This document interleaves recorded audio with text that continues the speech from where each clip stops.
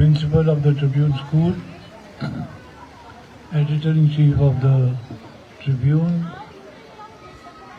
teachers and parents of the students here, and the students themselves. I am very happy to be here today to witness this science fiesta that we have organized. Initially, I didn't want to come because I wasn't feeling too well, but then your principal is very persuasive, so I have come. Now, having come, I will say one or two things. The first one is, I applaud this effort at having a science fiesta.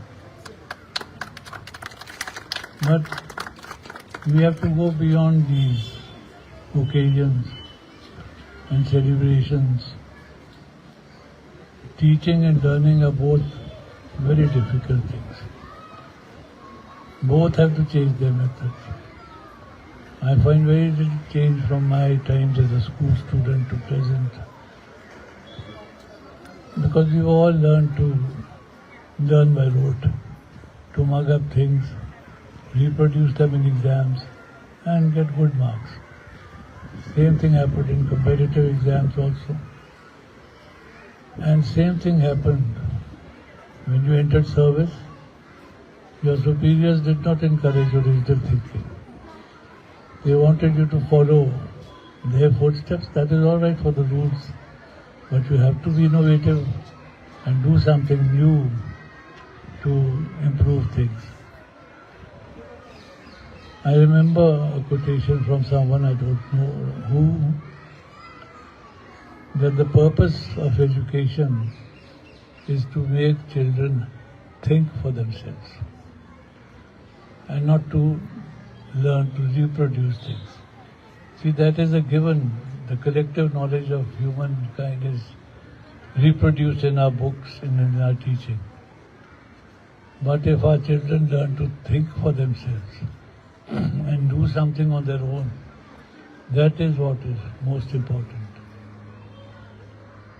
I remember a friend of mine, ages back, who went to Oxford University. There they have to write these dissertations constantly, which are part of their assessment. The first one he wrote, by his own standards, it was an excellent one. He put in half a dozen quotations from various people. And when it came back, it was all marked in red. And the professor had written, I find everybody else, but where is Mr. Singh? They used to call everybody Singh. And he wanted to know, what is your original contribution in this paper? These quotations are fine. That is what is important, and that is the difference between their education system and our education system. They encourage children, they encourage universities, students to think for themselves and come up with new ideas. That is how research goes on. If you stick to old rules and old regulations, nothing new happens. That is why 80% of the Nobel Prizes for physics, maths, chemistry, these subjects go to the United States and go to the professors and students of those universities. Even the army, the huge money that they've got, 70 to 75% of that budget goes to funding universities for research for their particular purposes.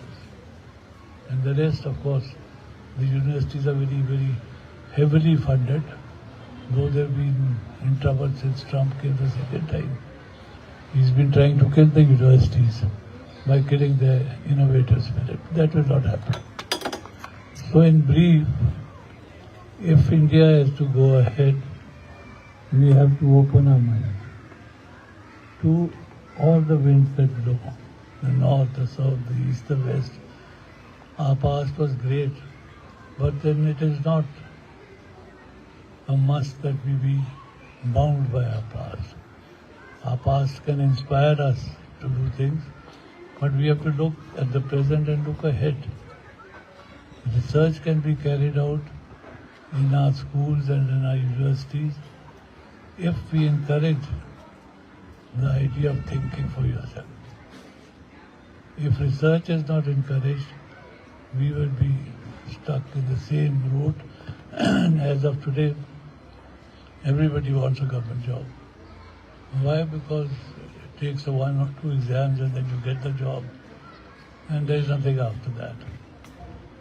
So without taking too much of your time, I would request the parents present here and the principal and the teachers and the students themselves that you pay attention to this part, that don't let children fall a prey to this idea of learning by rote, and don't mark them only on this.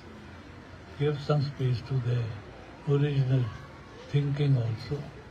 I end by telling you, when I was in my MA final, there was a teacher at Punjab University.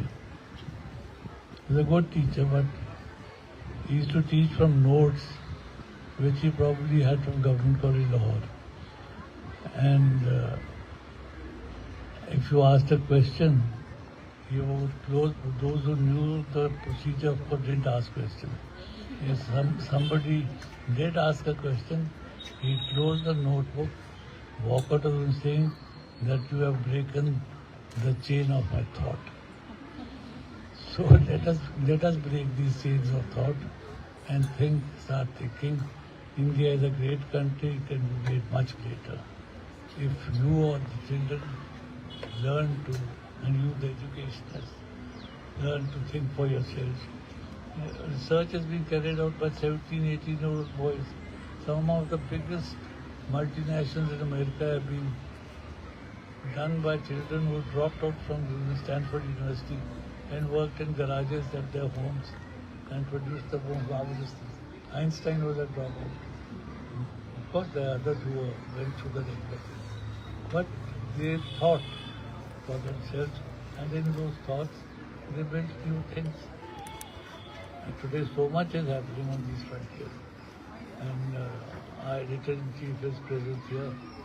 I request her also to do something special in this field and bring out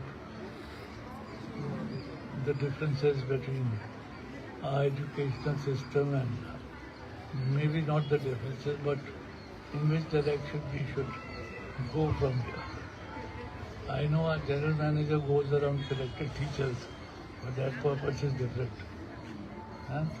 That whole objective is different. But the editor-in-chief can help in this. She's a very well-read person in her own right, well-experienced, and I would request her to devote some time so that the Tribune leads in this field also. Look at the area of coverage and see how things are and where things can be taken. With these words, I thank the principal for giving me this opportunity to come here and see them, meet the children and the teachers. I hope you continue this, not on an annual basis, it should be on a daily basis. Let your laboratories speak for themselves and let the work done in the laboratories. We'll publish it if something goes wrong. Science models have been selected. Yes. So, thank you very much.